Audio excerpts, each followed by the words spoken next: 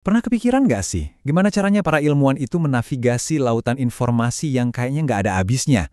Nah, hari ini kita bakal bongkar kotak peralatan mereka, kita akan bedah metode-metode klasik yang mereka pakai buat memetakan dunia sains. Coba deh bayangin, setiap tahun itu ada jutaan penelitian baru yang terbit. Gila kan? Terus gimana caranya kita bisa lihat gambaran besarnya? Gimana seorang peneliti bisa nemuin celah buat ide baru di tengah lautan literatur yang udah ada?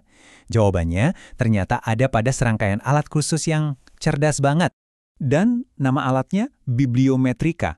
Gampangnya gini, ini tuh semacam seni mengubah data publikasi yang kelihatannya berantakan, kayak kutipan, siapa nulis barang siapa, menjadi sebuah wawasan yang jelas. Anggap aja ini kayak Google Maps-nya dunia sains. Dia bisa nunjukin mana jalan tol utama, mana kota-kota besar alias ide-ide penting, dan bahkan jalan-jalan tikus yang belum banyak orang lewatin. Oke, kita mulai dari yang paling dasar, fondasinya, analisis sitasi. Ini metode yang paling fundamental tapi sekaligus paling kuat.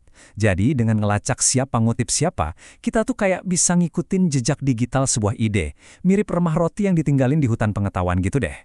Intinya, kita ngukur seberapa sering dan gimana pola kutipan terjadi. Setiap kutipan itu ibaratnya sebuah suara atau vote.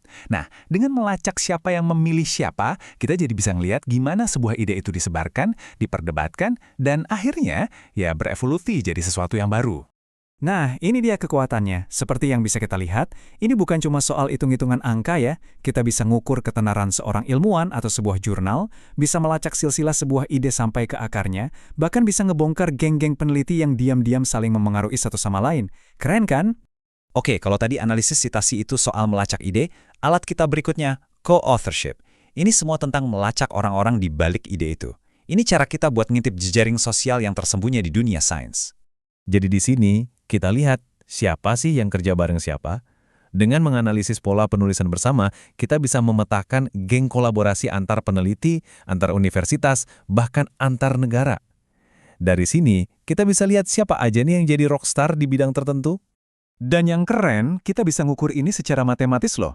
Pakai rumus sederhana ini aja, kita bisa dapat skor tingkat kolaborasi.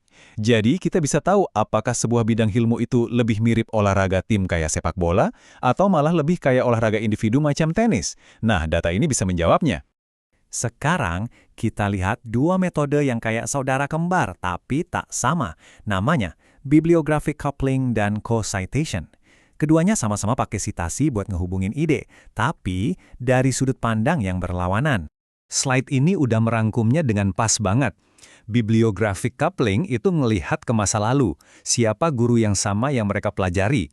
Hubungannya statis, nggak akan pernah berubah. Sebaliknya, co-citation itu ngelihat ke masa depan, siapa murid yang nanti bakal terinspirasi oleh mereka berdua. Hubungan ini sifatnya dinamis dan bisa makin kuat seiring berjalannya waktu. Biar lebih jelas soal bibliographic coupling, bayangin gini deh. Ada dua film baru dan ternyata keduanya sama-sama terinspirasi oleh film klasik The Godfather. Nah, kedua film baru itu jadi terhubung karena mereka berbagi fondasi kreatif yang sama. Kurang lebih intinya begitu. Sekarang kita ke co-citation. Bayangin ada seorang kritikus film, nulis ulasan.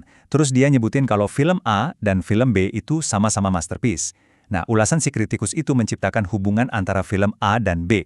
Makin banyak kritikus yang menyebut keduanya barengan, makin kuat juga anggapan bahwa keduanya itu karya hebat yang setara. Oke, terakhir kita bakal bahas sesuatu yang agak sedikit melankolis, siklus hidup sebuah ide. Yep, sama kayak makhluk hidup, sebuah karya ilmiah itu bisa lahir, mencapai puncak popularitas, dan akhirnya dilupakan. Metode ini disebut analisis keusangan dokumen.